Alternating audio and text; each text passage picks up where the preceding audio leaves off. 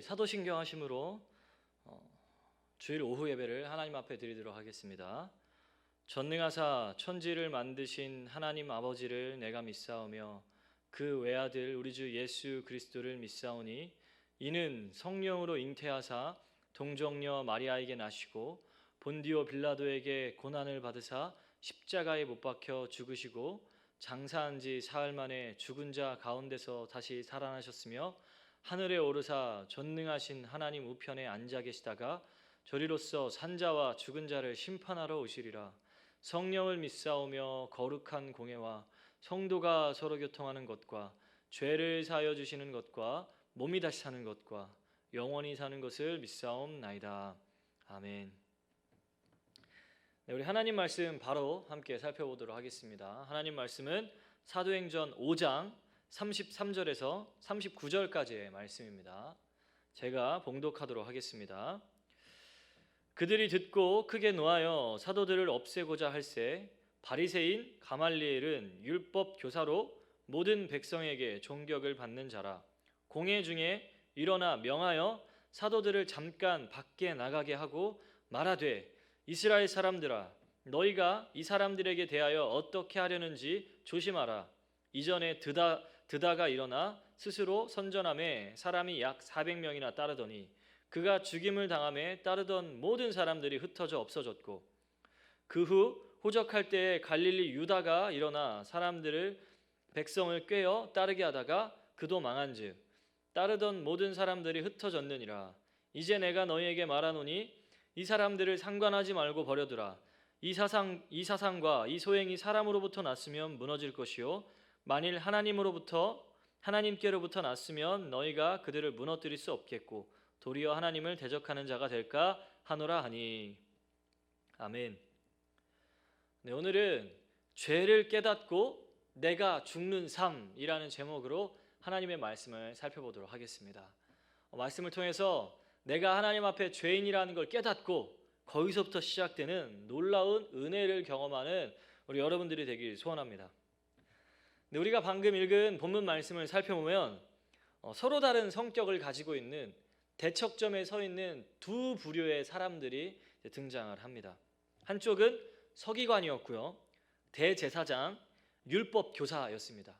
그리고 이들의 지도자라고 말할 수 있는 가말리엘이라는 인물이 등장을 하죠. 이들을 지칭해서 성경은 사내들인 공회원들이다라고 이야기를 합니다. 이 사내들인 공회원들이 어떤 사람들이었냐면 이들은 다 유대 최고 지도자들이었었고 시대의 사상가들, 정치, 종교의 지도자들이었습니다. 이 유대 사회 안에서는 이 사내들인 공회원 사람들은 모든 사람들에게 존경받고 칭찬받는 착한 사람의 대명사하면 사내들인 공회원 사람들이었다라는 것이죠. 왜냐하면 이 사내들인 공회원 사람들은 일주일에 2번씩 금식을 했고요, 하루에 3번씩이나 하나님께 기도를 했고 11조나 모든 율법을 아주 목숨처럼 잘 지켰던 사람들이었다라는 것이죠. 그래서 사람들에게 칭찬받았고 존경받는 사람들이었습니다. 이렇게 선함의 대명사, 착함의 대명사인 사내들인 공회원들과 대척점에 서 있던 무리들이 있었는데 그게 바로 오늘 본문에 등장하는 사도들, 예수님의 제자들이었다라고 이야기를 합니다. 예수님의 제자들은 어떠한 사람들입니까? 예수님의 제자들은 사실 어디서 듣도 보도 못한, 속된 말로 듣보잡들이었죠. 무식한 사람들이었고 세리였고 어부였습니다. 세리라는 건 그때 당시에 사회 속에서 사람 대접도 못 받았던 사람들입니다. 로마에 빌붙어서 사람들의 세금을 빨아먹고 살았던 사람이 세리였고 그 세리가 예수님의 제자 중 한 명이었다라는 것이죠. 본문에 예수님의 제자들, 세리도 있었고 어부도 있었고 아무튼 예수님의 제자들은 이 많은 사람들에게 존경받고 칭찬받았던 이 유대 지도자들, 사내들인 공회 사람들에게 이렇게 이야기합니다. 너희는 죄인이다. 너희는 하나님 앞에 죄인이다. 회개하라. 너희가 아무리 율법을 지키며 착한 사람인 척 흉내를 내도 이 땅에 의인은 없나니 하나도 없다. 모두가 다 하나님 앞에 죄인이다. 너희는 회개해야 하고 너희는 예수 그리스도의 이름으로 죄사함을 받아야 하며 너희는 이제 그리스도 예수의 은혜를 받아야 한다라고 이제 예수님의 제자들이 사내들인 공회원 사람들에게 이야기를 한 것이죠. 그러자 유대 최고 지도자들이 화가 나서 저들을 죽이자라고 이제 선언을 합니다. 오늘 본문 33절 말씀 제가 읽도록 하겠습니다. 그들이 듣고 크게 노하여 사도들을 없애고자 할세. 아멘. 이 사내들인 공회원 사람들이, 예수님의 제자들이 너희는 죄인이야, 예수의 이름으로 회개를 해라 라고 말했더니 화가 나서 왜 우리가 죄인인데, 그리고 예수의 이름으로 왜 우리가 회개를 해야 하는데 라고 이야기를 하며 분노하게 되고 나아가서 예수님의 제자들을 죽이겠다고 결정을 하게 되죠. 사랑하는 성도 여러분, 오늘 본문에 사내들인 공회원들의 모습을 한번 보십시오. 그들은 너는 죄인이다 라는 이 말을, 너는 회개해야 한다 라는 이 말을 귓등으로도 듣지 않습니다. 오히려 자신을 죄인이라고 외치고 선언한 예수님의 제자들을 죽이려 듭니다.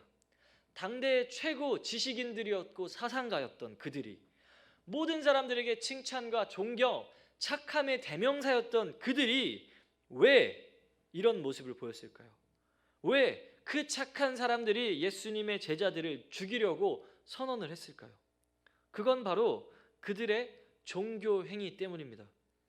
나의 노력, 나의 의, 하나님 앞에 내가 열심을 행한 그 의, 노력을 안 알아줬기 때문에, 그 종교 행위 때문에 그들은 일평생 자기의 힘과 노력으로 하나님의 계명을 열심히 지켰는데 사도들은 이것들을 하나도 안 알아주고 그것들 다 필요 없어, 너희는 죄인이야 라고 이야기를 했기 때문에 이제 오늘 본문에 사내들인 공회원들이 이제 화를 내기 시작을 하고 나아가서 그들을 죽이자라고 이야기를 하게 되죠.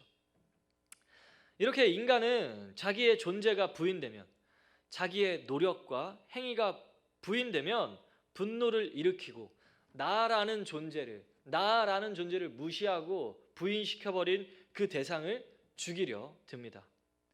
사랑하는 성도 여러분, 사실 우리가 아무리 교회를 열심히 다니고 헌금과 기도, 교회 봉사 이런 것들을 많이 한다 해도 내가 하나님 앞에 죄인이라는 의식이 별로 없이 뭔가를 행했다면 결국엔 우리는 다 우리의 의로 쌓을 수밖에 없는 것입니다.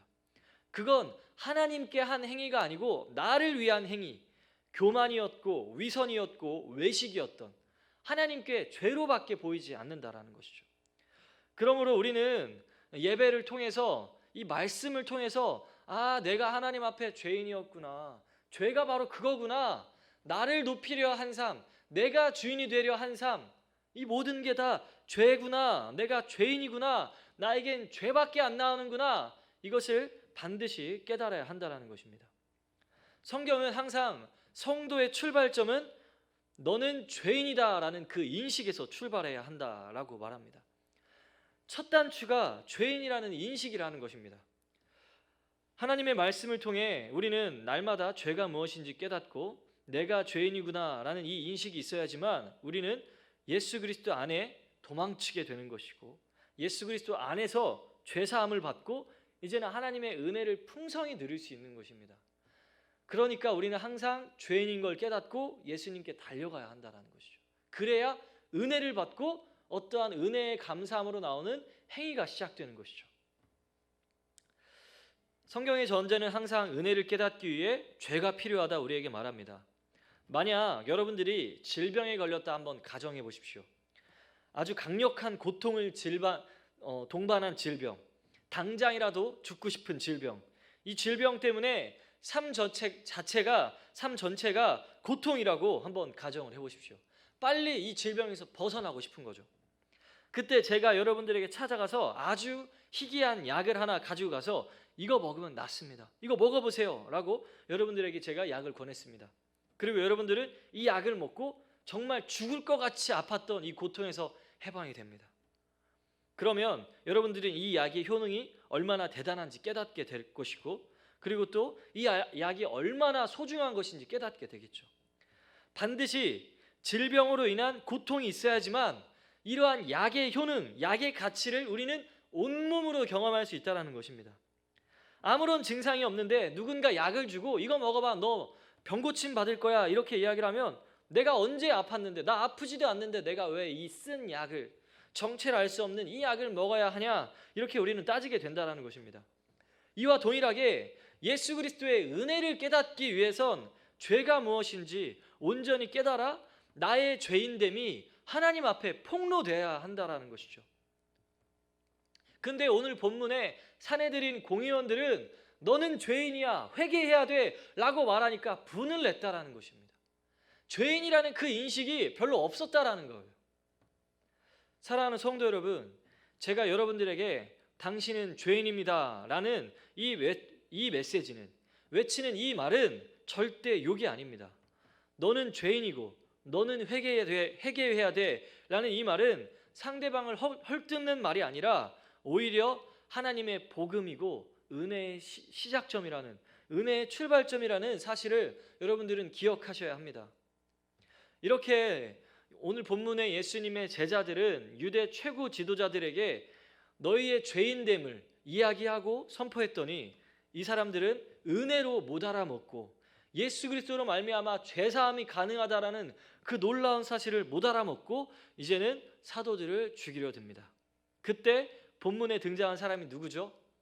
바로 가말리엘이라는 사람이 등장을 합니다.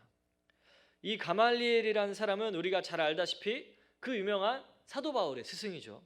그리고 유대 최고 지도자들의 스승이 바로 이 가말리엘입니다.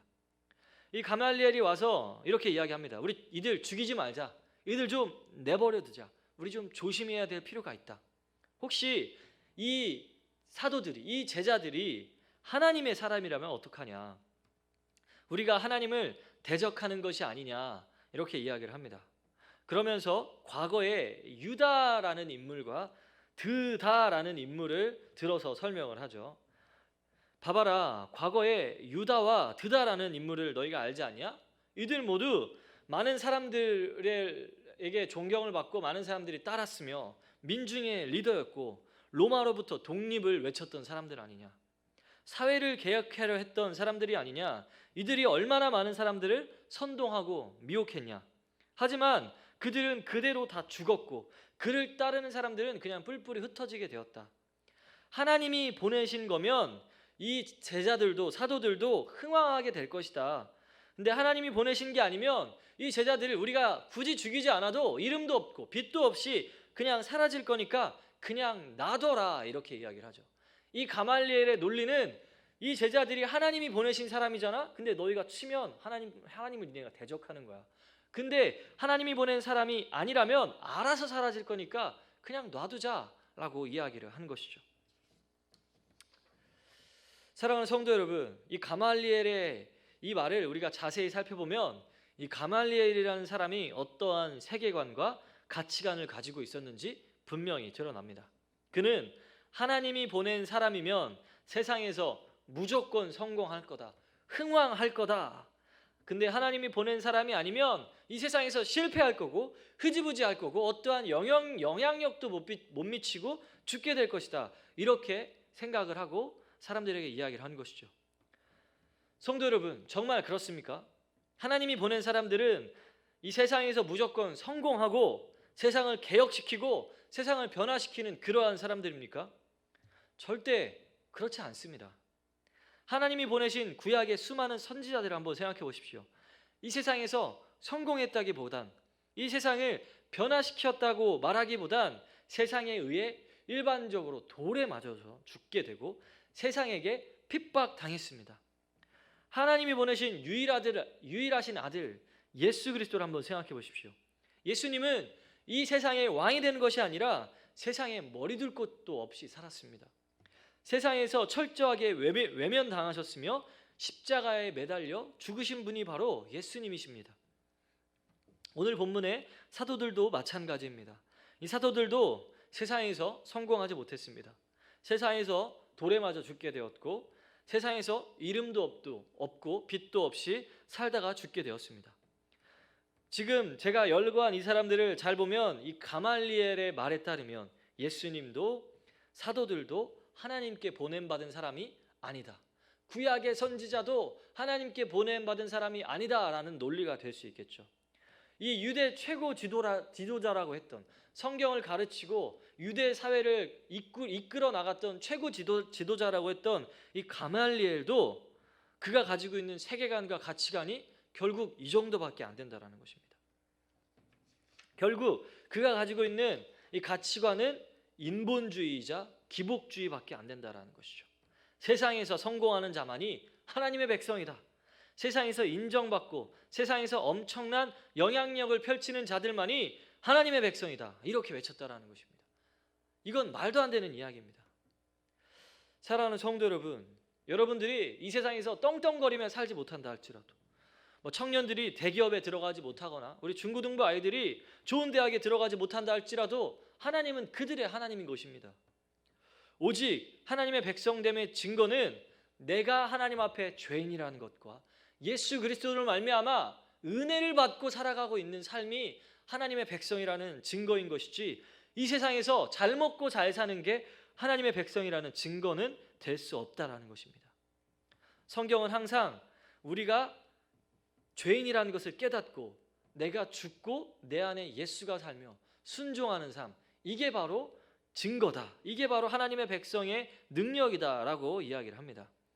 요한복음 12장 24절에서 26절까지의 말씀입니다. 내가 진실로 진실로 너희에게 이르노니 한 알의 밀이 땅에 떨어져 죽지 아니하면 한 알 그대로 있고 죽으면 많은 열매를 맺느니라. 자기의 생명을 사랑하는 자는 잃어버릴 것이요 이 세상에서 자기의 생명을 미워하는 자는 영생하도록 보존하리라. 사람이 나를 섬기려면 나를 따르라. 나 있는 곳에 나를 섬기는 자도 거기 있으리니 사람이 나를 섬기면 내 아버지께서 그를 귀히 여기시리라. 아멘. 사랑하는 성도 여러분, 예수님을 믿는다고 다 성공하고 모두가 다 많은 것을 소유하게 되는 것이 아닙니다. 하나님은 모든 성도들은 저마다 다른 환경으로, 다른 직급이나 다른 위치, 다른 직장으로 보내십니다. 그리고 그 자리에서 한 알의 밀이 돼서 땅에 떨어져 네가 죽고 그 안에 예수의 흔적을 보여줘라, 한 알의 밀알이 되어라, 우리에게 말씀을 하시는 것이죠. 그게 우리가 하나님께 보냄받은 증거이고 하나님의 백성이라는 증거가 되는 것입니다.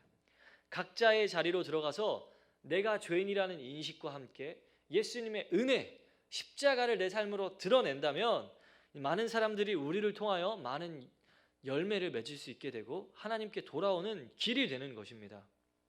사랑하는 성도 여러분, 우리가 믿고 있는 바는 내가 죄인인 것을 깨닫고 하나님 앞에 감사함으로 살아가는, 예수 그리스도의 은혜를 경험하고 살아가는, 그것이 바로 우리가 믿고 있는 바이며 우리가 알아야 할 하나님의 말씀인 것입니다. 오늘 하루도 내가 죄인이라는 것을 깨닫고 하나님의 은혜를 풍성히 누리는 오산비전교회 성도 여러분들 되길 소원합니다. 기도하겠습니다. 사랑의 하나님, 말씀을 통하여 내가 하나님 앞에 어떠한 존재인지 날마다 깨닫게 하시고 내 마음 깊은 곳에 있는 죄를 발견하며 예수 그리스도 안으로 숨어 십자가의 은혜를 경험하며 살아가게 하여 주시옵소서. 또 가말리엘과 같이 세상에서 성공하고 많은 영향력을 행한 것으로 하나님의 백성이란 기준을 갖지 않게 하시고 주어진 자리에서 겸손하며 내가 죽고 내 안에 그리스도가 살아 하나님의 나라를 나타내게 하여 주옵소서. 예수님의 이름으로 기도드렸습니다. 아멘. 하늘에 계신 우리 아버지여, 이름이 거룩히 여김을 받으시오며 나라가 임하시오며 뜻이 하늘에서 이루어진 것 같이 땅에서도 이루어지이다.